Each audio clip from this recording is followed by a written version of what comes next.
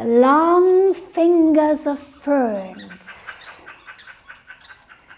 thorny lianas blocked his way. Climbing plants winded around his legs and waist, wanting to hold him back. But Guam took his machete and escaped and fought his way through deeper and deeper into the realm of poison.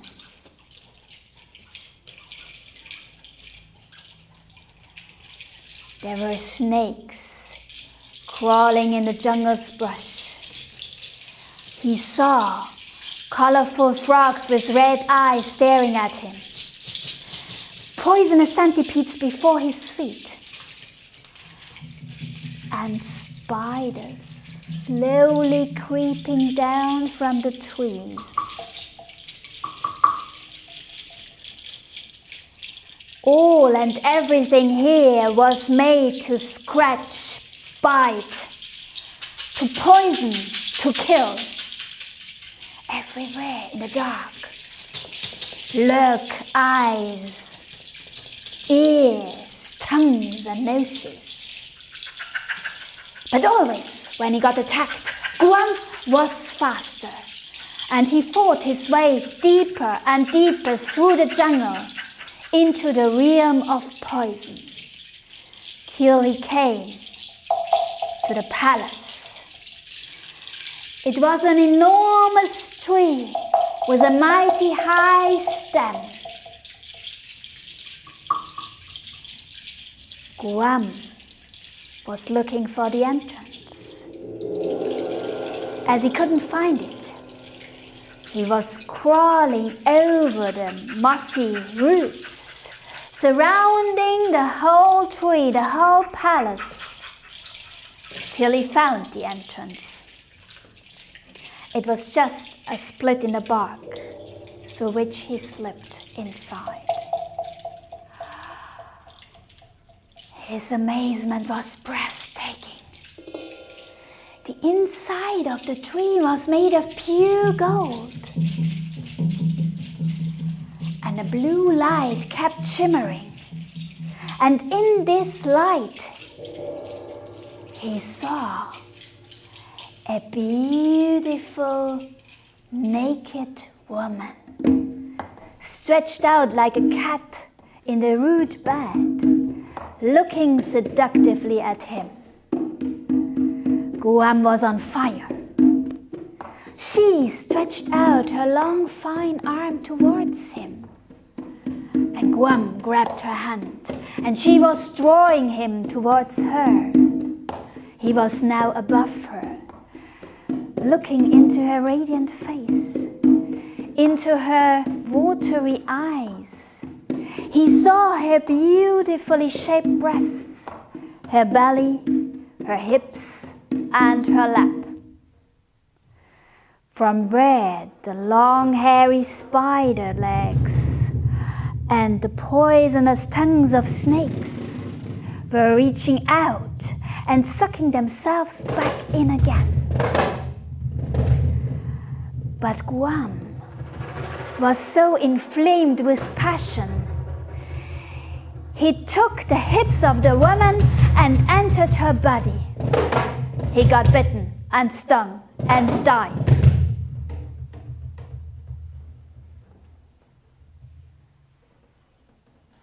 On reviving, he saw colors that are not from this world.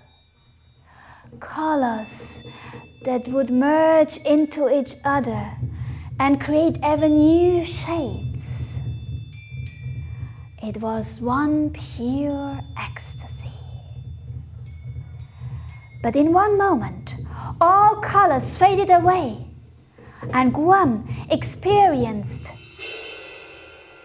an unbelievable clarity. He saw the beginning and the end of the world, and he himself in the world.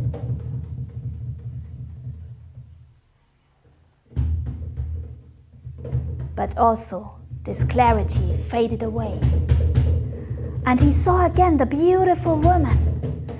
And again he was so impassionate. He had to enter her body again. He died again. He saw the colors again.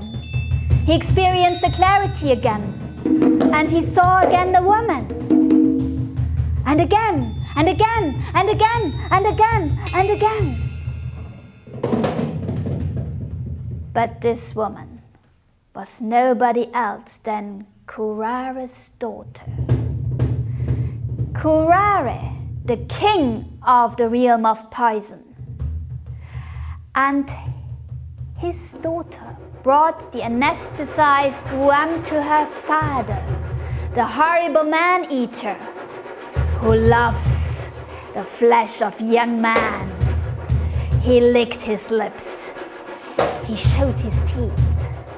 And he was just about to eat Guam when Guam woke up. And he knew exactly what happened to him. And he shifted as fast as he could in a tiny flea. Curare tried to smash him. But Guam jumped in the open mouth of Curare. Curare closed his mouth, closed his eyes, closed his ears, closed his navel, closed his asshole, closed his penis. And he thought that he had captured Guam forever. But Guam didn't care. He slided through the wings,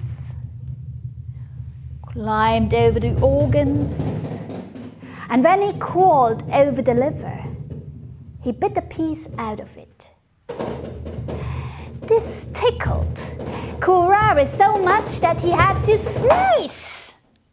And with this sneezer, Guam came out. Curare saw him and tried to kill him. But Guam shifted in a big bird with long wings, and he flew up in the sky. From Curare's head, 7-headed snakes